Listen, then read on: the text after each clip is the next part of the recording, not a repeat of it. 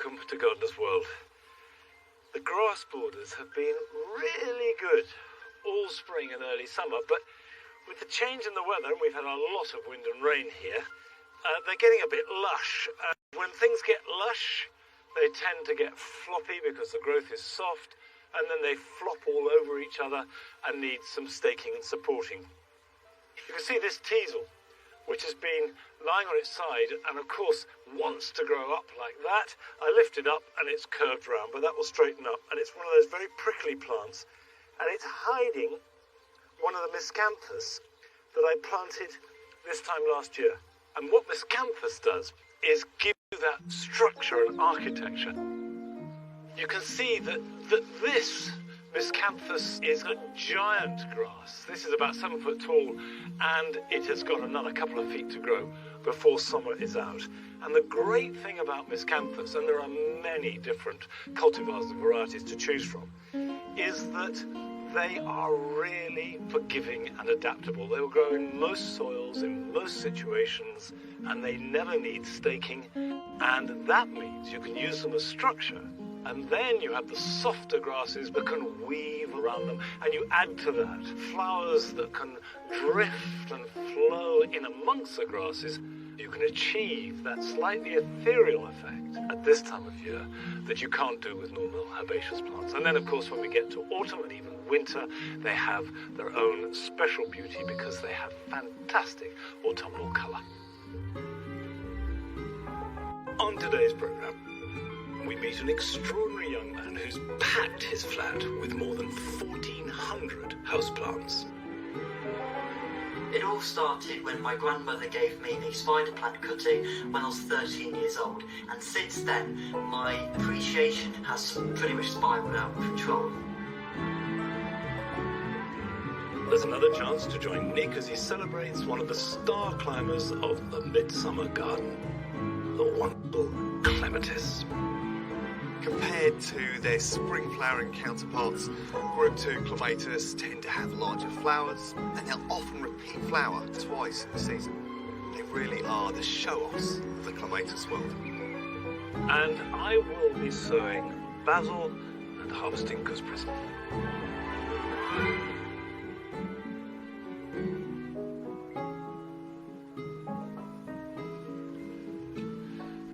One of our annual rituals here is that I harvest my first potatoes around the time of my birthday. This whole bed is a variety called Red Duke of York, which is a first early. I've grown them many times. However, I don't know if this is a good year or a bad year, if they're embarrassingly small and few and far between, or we've got a nice crop. So, I had better find out. And the only way to do that really is to gently put a fork in, and hopefully you won't spear too many of the tubers, and gently lift it up.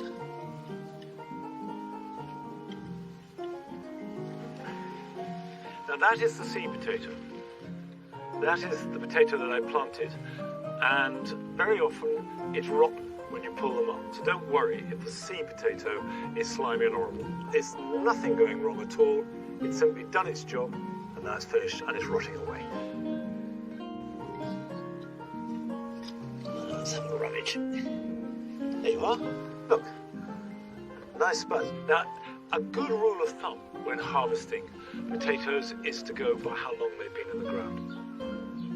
These were put in the ground on the 10th of April, and 90 days is the rule of thumb for first earlies. 100 days for second earlies, and 120 days, i.e. 4 months, for main crop. Now, as well as first earlies, I've got a bag here of main crop, because you can grow potatoes in any container that will hold soil. You can grow them in a dustbin perfectly well, as long as there's drainage. This is a variety called pink fir apple. The pink is the same, but they're a very different shape. They're sausage shaped and slightly lumpy and ridged, and they're very waxy.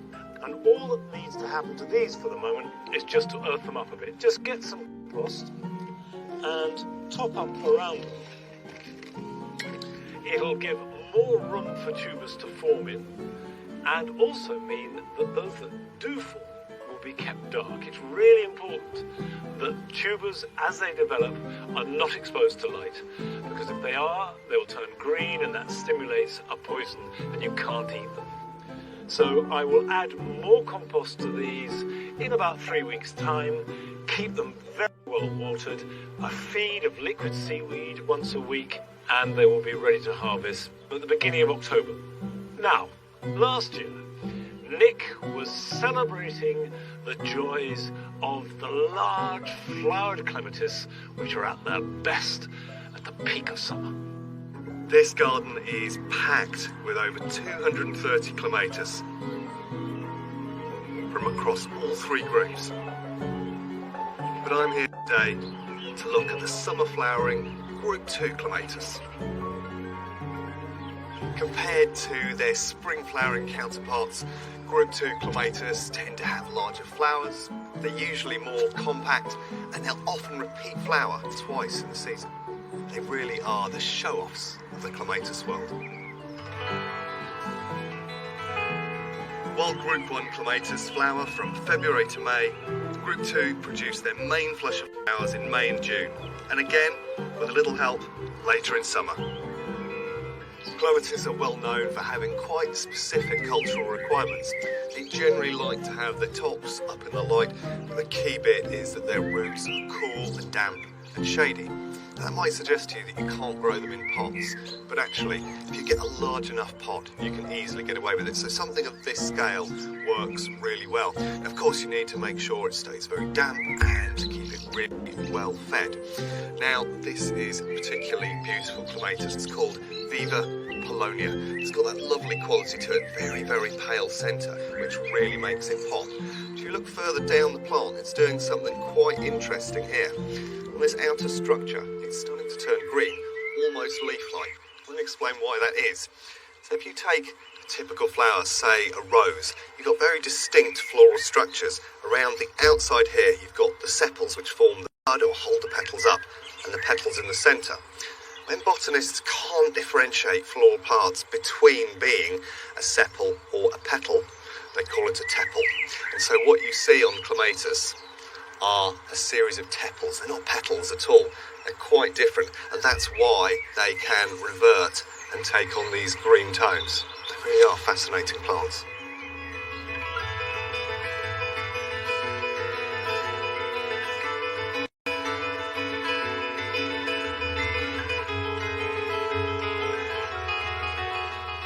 This beauty is Clematis Bees Jubilee, and it really takes me back to when I was 16. I used to grow it in the nursery there, and hundreds of them I remember having to prize apart, so it's a really vigorous plant. Now, it first appeared in 1958, and it's got an Award of Garden Merit, so that means it's tried, tested, and a good, healthy plant. What's lovely about it is you've got this beautiful, deeper tone through the centre of the tepal, which makes it very, very distinct. Now, it flowers for about 6 weeks in midsummer, and then it will repeat again in the autumn and around September time, so it gives you really...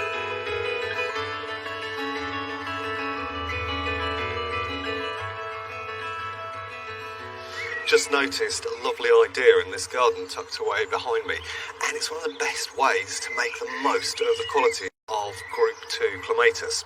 So there's a Rosa Graham Thomas at the back there. It's quite a large rose, and it's almost taken on climber qualities. And what happens with so many of the big climbing roses is they tend to have bare bases, stems with no foliage and no flowers. But by using a Group 2 under there, it's come up to about 2 metres, totally covered those ugly stems, and it's got the added bonus that those beautiful flowers of the clematis associate fantastically with the rose. So it's a real double win.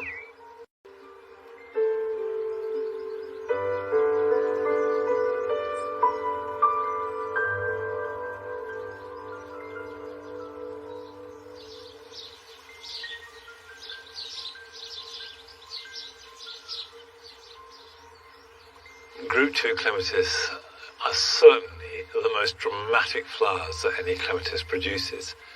And the other advantage is that you can be fairly relaxed about pruning them, because you can just leave them alone and they will flower strongly, certainly in early summer. The big downside of the Group 2 clematis, more than any other, is that they are prone to clematis wilt. and you notice it, the tips of the plant will start to look as though they're dying. And the whole plant, within a day or two, can completely shrivel up and die back. And it looks absolutely awful. But if you cut it down to the ground, then it will regrow, and the regrowth will be completely healthy. Now, group 3 clematis are now really beginning to take over, and these are the ones you cut down to the ground in early spring. There's masses of growth, and then masses of flowers, and they will go on, some of them, until the first frost. And they are pretty much trouble-free, but not completely. I've got an example here. Have a look at this. This is a clematis called Madame Julia Correva, and it has been growing here for about 10 years completely healthily. But you can see there is dieback, and it's not clematis wilt for 2 reasons. The first is that group 3 clematis hardly ever get it. And 2, it's not dying back from the top, because you can see the top growth is actually fine. It's dying back from the bottom. And we've hardly ever had this before, and we've got it on about 4 or 5 of our clematis.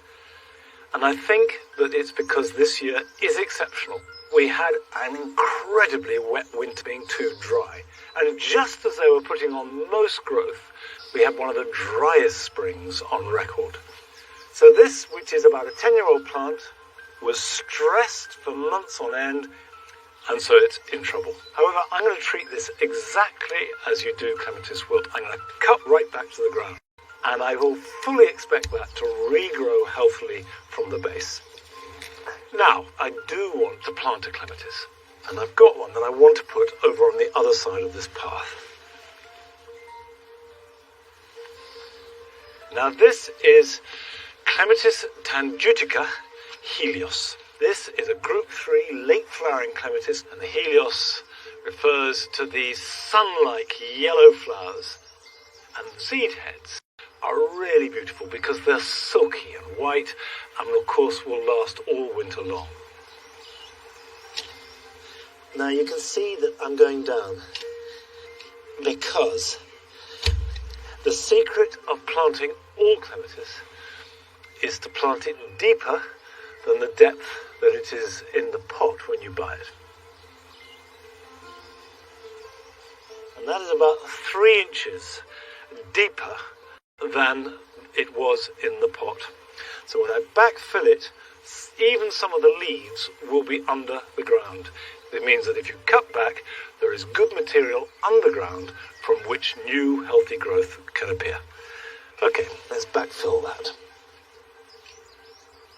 If your soil is sandy or chalky or very light, put in 6 inches of compost or manure. So if it's very hot and dry and the top 6 inches becomes baked, the roots are still getting moisture from deeper down in the soil. Before I backfill completely, I'm going to leave a depression because I want to fill it up with a whole can of water.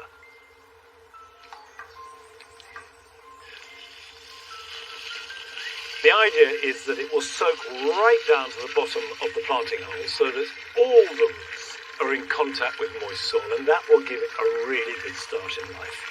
And then I will mulch it thickly. The idea is not so much to feed it, but keep the roots cool. Now it's time to visit one of your gardens. And this time we're starting off in London, in a front garden, on a busy road.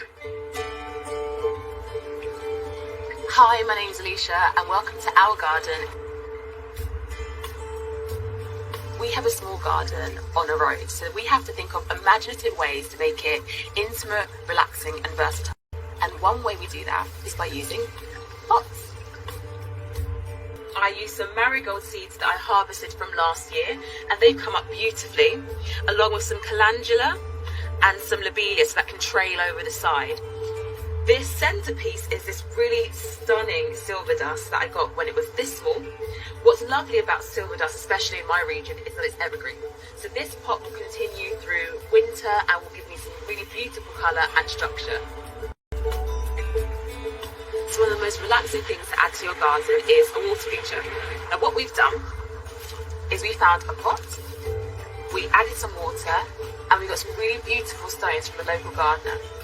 We added the stones after cleaning them with a toothbrush and purchased one of these. Now this is a solar powered fountain that you can get from any online retailer. Pop it in the water and with a little bit of sun, you have a fountain. So if you only have a front garden for your outdoor space, why not try to be inventive and create something really special for you to spend your time in, even if it's beside a road?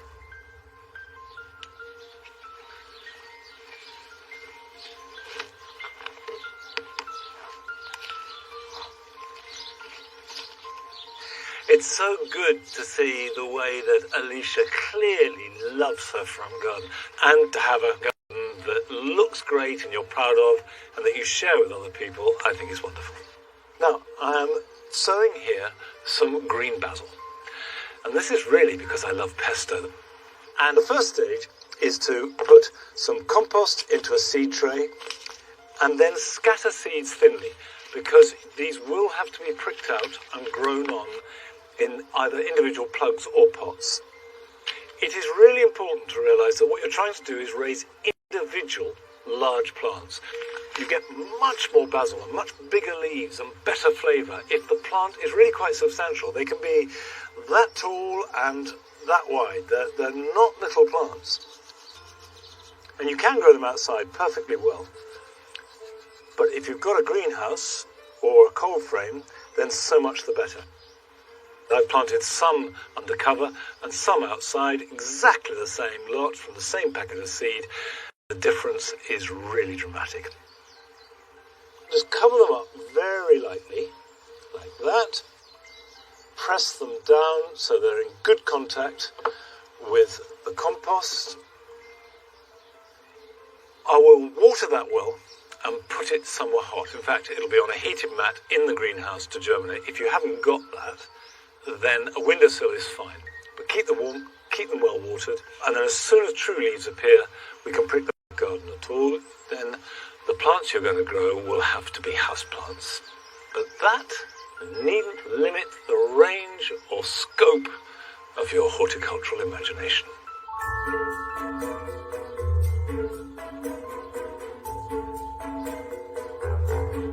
My name is Joe Bagley, I'm 20 years old and I live with 1,400 houseplants in my 12 by 6 metre apartment. It all started when my grandmother gave me a spider plant cutting when I was 13 years old. My appreciation for nature has pretty much spiralled out of control. I don't have much furniture, so upstairs all I have is a bed and a bedside table. When people who have never seen this place come in, I see their expression on their face, and it is quite fantastic, going from a typical domestic household with a couple of plants on a table or in the corner to quite literally having to brush past the foliage to get in between the rooms.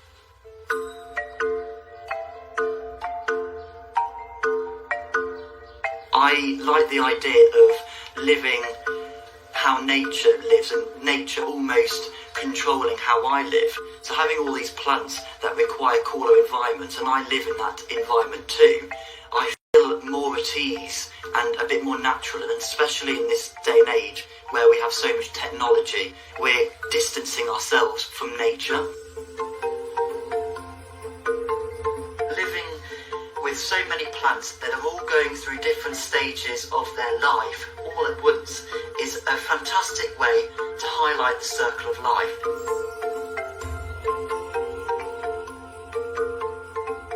Now in this particular room, it has one of the most amount of plants in, and quite interesting plants too. So at the end here, I've got an Oxalis triangularis. So the crimson purple looking leaves are beautiful, especially the triangular shaped foliage. Now these actually move and they're called nyctinastic responses. So in the day they open up and it looks a little bit like a satellite dish, and at night it will shut and it will form an umbrella type shaped leaf. So the one next door to me here is an asparagus fern. And this, when I first got it, only had a couple of fronds, a couple of leaves, and since then it has just exploded in foliage. Now, at this moment, I've got lots of little new stems. Some of them are about 2 metres. These are pretty easy to look after. You just have to make sure you don't underwater it because they'll start to drop. And that's what one of the most common issues with owners are. So at the bottom here, I've got an umbrella tree. Now these provide a palmaceous, oval-shaped leaves, which can really change the way a room looks, especially because of the contrast and the dark textures of this leaf compared to the white wall, for example. It's a beautiful plant to have in the house, very easy to look after as well, provide a very small amount of direct sun and make sure that the soil third dries out in between waters. I've always said that the best way that you can get experience is having the plant yourself and going through trial and error. So what I do is I have this plant, I potentially reduce the temperature or I underwater it slightly just to see how it behaves. And learning about a plant that you physically have is by far the best way that you can learn from indoor gardening.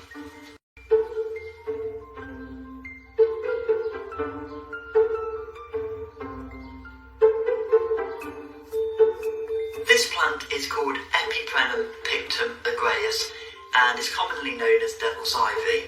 This particular specimen grows around 40 centimetres a year and requires very little cultivation. I water it once a week just to keep it on the moist side. However, if you do forget, this is also very forgiving.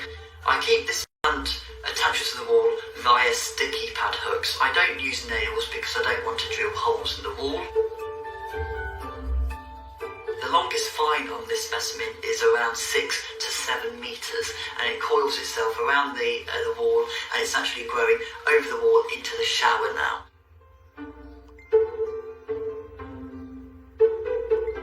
I see these plants around me as almost like children. Now, of course, most of them don't move, so they grow very slowly. But when you think back and go, actually, from this photo a year ago or whenever it will be taken to how it's grown, it does fortify for me how much all of these plants are continually growing, and especially having this many, everything is growing 24/7. You know, how the plants interact with its environment, growing towards the light and producing and investing in new leaves from its energy. I regularly take leaf cuttings because it's quite a fun thing to do.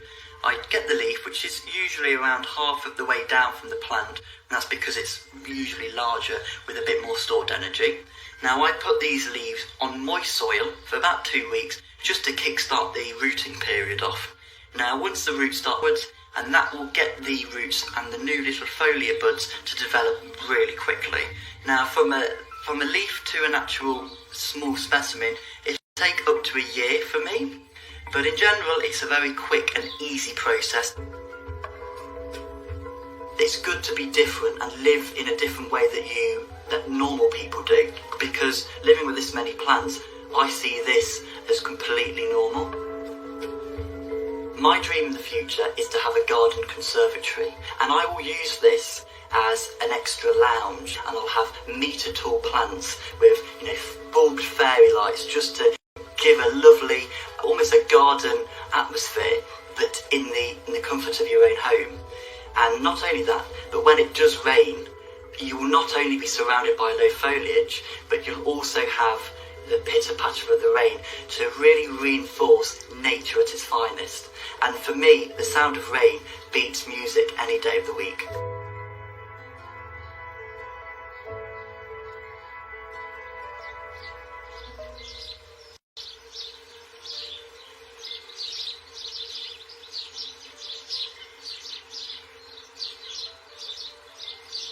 Here, Nelly, bring it here. Come on, I'm up here. Good girl, well done.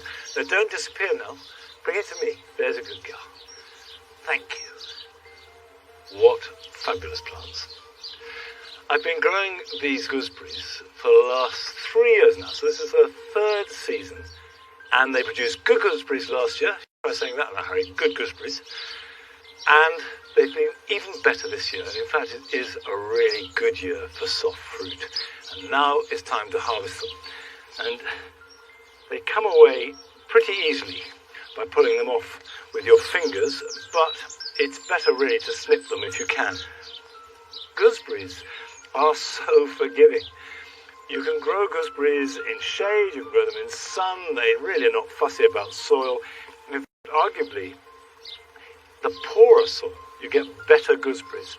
If you grow them in too rich conditions, you get a lot of foliage and not so much fruit.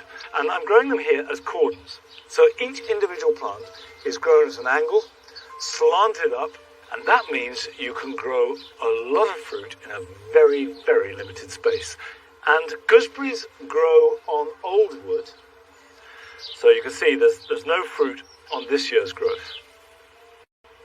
And it is amazing how much will come off this one small plant. Once you've picked the fruit, it's time to prune them. July is the perfect time to summer prune soft fruit like gooseberry. This to be a great broad bush, which is what it's trying to be. We want to keep it as a cordon. So I can reduce that down to about 1/3 of its length. And they are so spiky. What I'm removing now is the lush new growth from this year. And what's left behind will bear next year's fruit. Now, gooseberries are tough plants and don't really need feeding too much. You can let them do their own thing. But if you do feed them, homemade comfrey feed is ideal for that. However, there is one drawback, that it can stink. Or at least, I thought it always did. But we've had a film from a viewer in Ireland that shows there is another way. Welcome to our garden in Rathcoole, County Cork. I love to share with you how I make comfrey liquid without the smell. Firstly, you just need a bin, rubbish bin with a hole, just a bucket to contain the comfrey liquid in. This is comfrey leaves that I've just chopped up. And it's nice and small, you know, about that size. You just fill your bin until you're about 3/4 ways up. Get a lid of an old drum and place that on top. And then get some weight. I've got a bucket with half a concrete block in it, and that crushes down on the leaves, makes the liquid quicker, and then cover it. Keep checking on it. It may take 2 or 3 weeks before the liquid comes. As soon as comfrey liquid appears in the bucket here below, no matter how small, if it's only a few teaspoons, get an old container and store it in it straight away. Because if you don't, it will evaporate. All your hard work gone. This is the consistency of the comfrey liquid. This is from the last batch I made. It's just like strong coffee without the smell. Then when you want to use it, use 1 part of the concentrated comfrey liquid to about 10 parts water. If you do make it, hope it's successful for you. And the best of luck with it.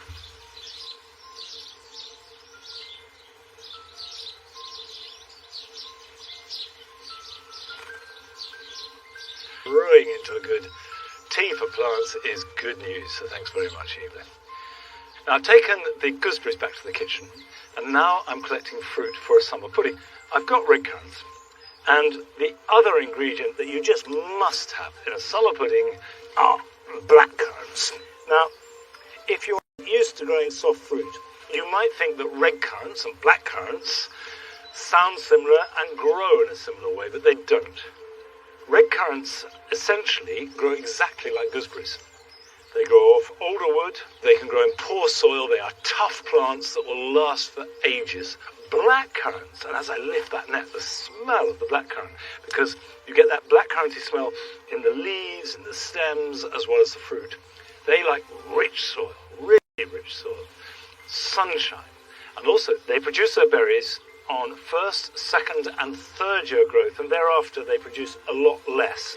And the plant becomes very woody and doesn't produce much fruit. So when you prune it, the idea is to renew each bush every 3 years. One way to do that is to cut a third of the oldest growth right down to the ground every year.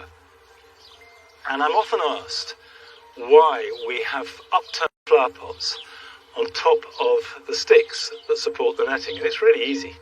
It's because then you can drape the netting over the top of these. That stops the netting sliding down, keeps it above the plant, keeps it nice and taut so birds can't get caught, and just works really well. Now, still to come on today's programme. There's another chance to join Arit on a visit she made to Birmingham, where she discovered how new and fresh planting along the city's canals is working wonders to attract wildlife. Now, when it comes to the mantra right plant, right place, the consideration of water must be high on the list. And climate change is obviously making that situation worse. So we paid a visit to the garden of an RHS water management specialist. I'm Janet Manning, and I used to work in the water industry, but I've been a gardener all my life. This garden is actually on a 30-degree south-facing slope. It used to be a quarry, so it had no soil of its own. It was on bare rock, so it really isn't the best place to think about putting a garden. I also have to think really carefully about the plant choice.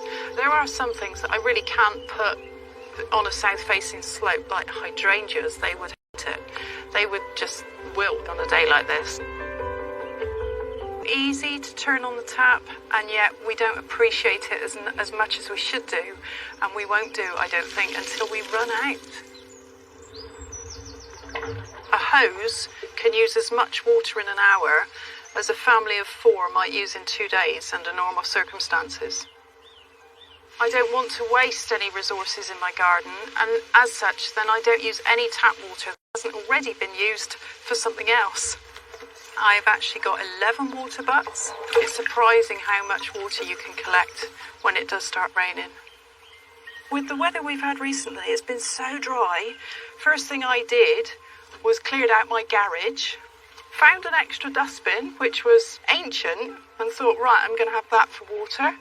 And then when they all fill up, we just transfer it into the trug, so we're not letting anything go.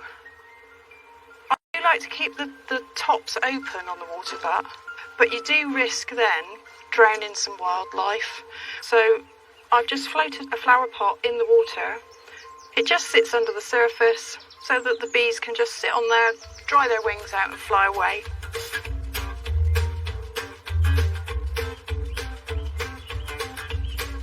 When we shower, we take the bucket in the shower with us. It's surprising how much you can collect, and we use that to water the plants. My teenage children do think that Mum's a bit crazy, but actually I think they're beginning to realise that we all need to be thinking of different ways of changing our lifestyles. I've got a slight problem with my guttering on my garage. Sometimes it leaks, so I'm not going to waste it. I've got a bucket strategically placed to catch that.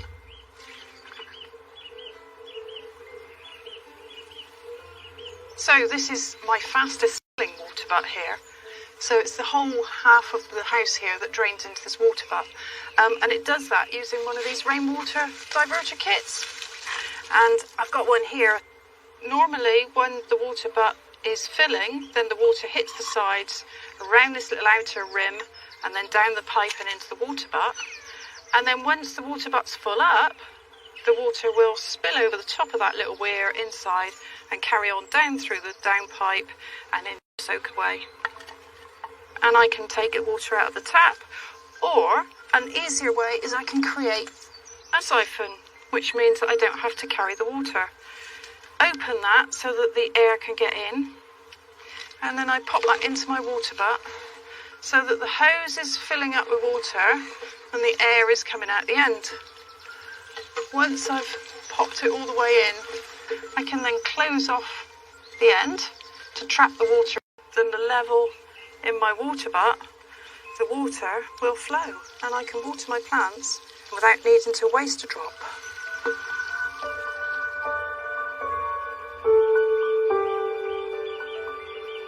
What I do with my containers is just give them 10% of the volume of the container every day. They never get really wet, they never get really dry, but they tend to have an even amount of moisture every day.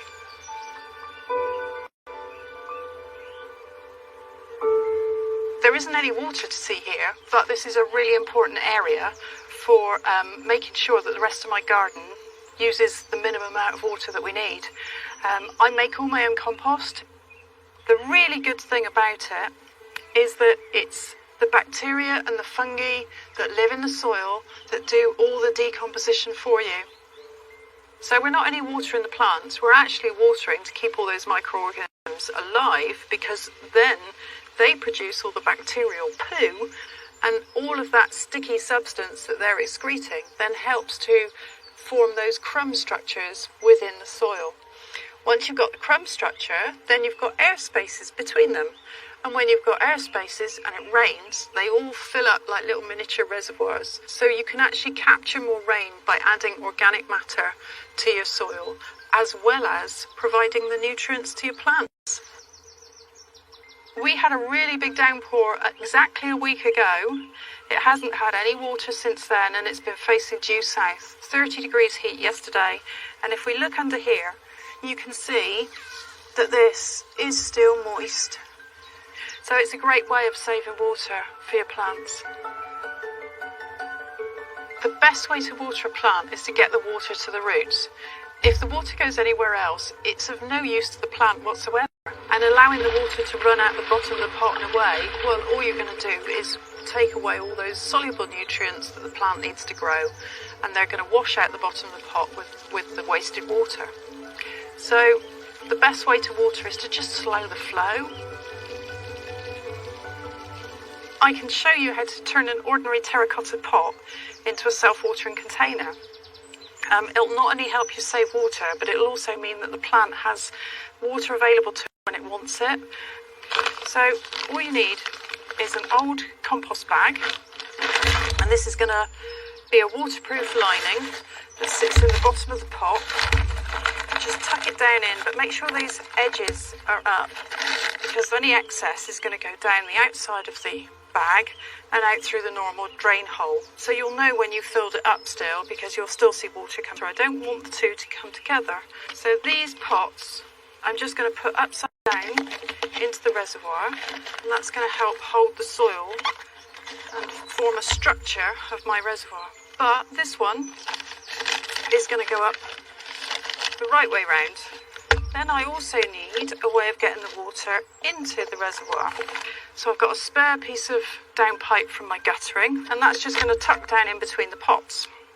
Then what you need next is something that's going to allow the water to drain through. So this is actually a piece of dumpy bag where you've had soil or compost delivered in a large amount. But if you haven't got one of these, you could use an old cotton t-shirt. That would actually work. You push that right down in to that upright pot, and then all the edges can get tucked in down the side. And so what you can see now is a little pocket where I'm going to fill it with soil, but that's actually going to be sat in the water. So the next thing we need to do is fill it with compost. The important thing is that we've got some in that little pot that's the right way up. That is actually going to act as your wick. So that's going to get really saturated with water and provide that wicking action that brings the water up out of the reservoir and into the compost above.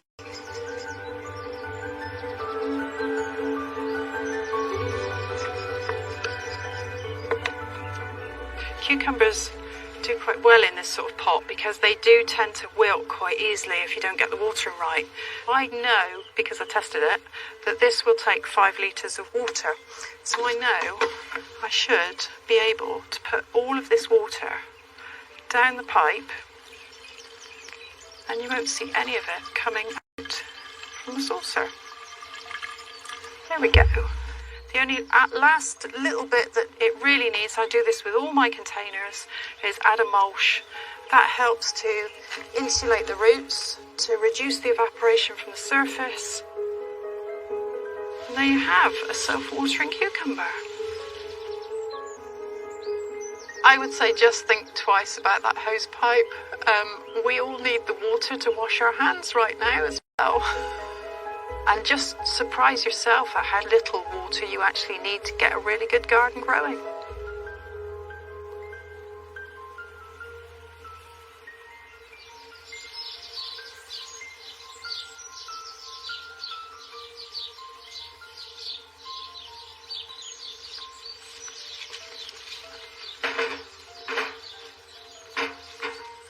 We never water the beds here at Longmeadow, and I've yet to try having a shower with a bucket. Maybe that pleasure awaits me.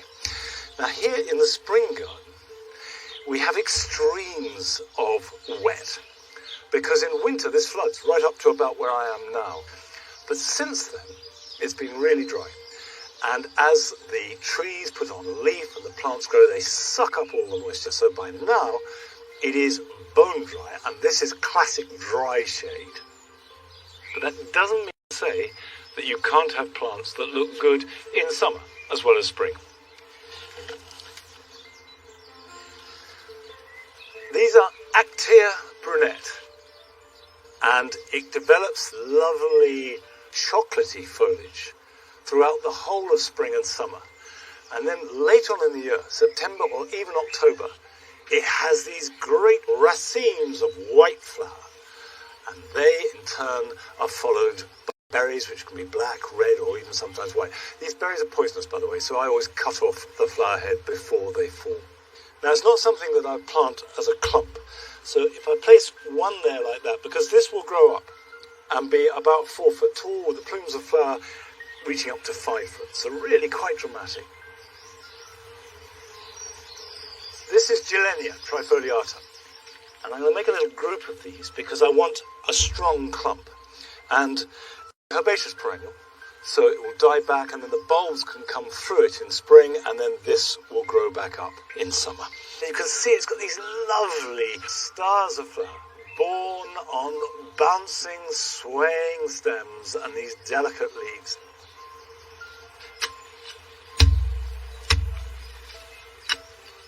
Many woodland plants have evolved to cope with drought because they grow amongst the roots of trees. And there you are, you can see. Dry as dust.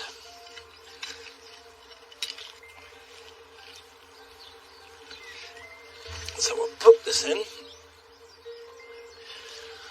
When I finish this planting, I will give them a really good soak, and it is essential that even if a plant thrives in dry shade, when you first plant it, soak it well. And then after you've done that, keep it watered for the rest of that growing season.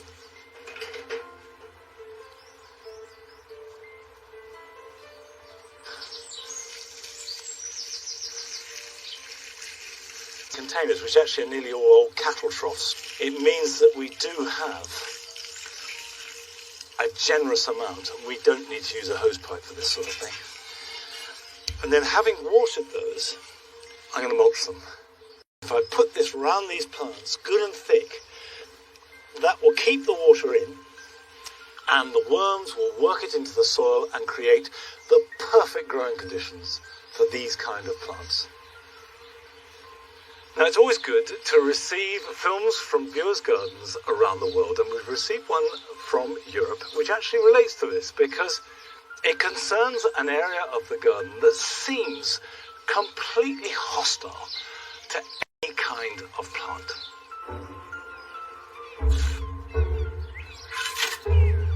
Hello, and welcome to my garden here in Denmark. My name is Peter, and what I'd like to share is how inspiration from Gardeners'World has helped me cure one of the biggest gardening headaches I've had since I started making this garden 3 years ago, and it is this vase right here.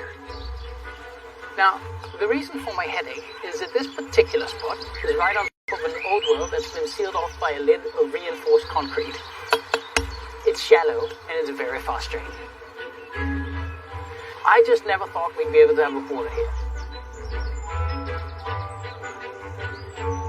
I've chosen compost that has clay pellets added, which will then absorb the water and then release it as needed. Obviously, it's not a silver bullet, so I'll still have to choose drought-tolerant plants. And now to the fun part. For coherence, I've chosen to use a few plants I already have in this part of the garden, but I'll be pairing them with a few new additions to keep things interesting. Euphorbia wolfenii and flowers with acid green orbs from the earliest spring all the way through midsummer. Nepeta is also having fast-draining soil and provides nice colorful spires and fragrant foliage. And Sedum matrona should be a nice contrast to some of the softer perennials here. Project done. Well done. I think all that's left to do now is water them in and hope for the best.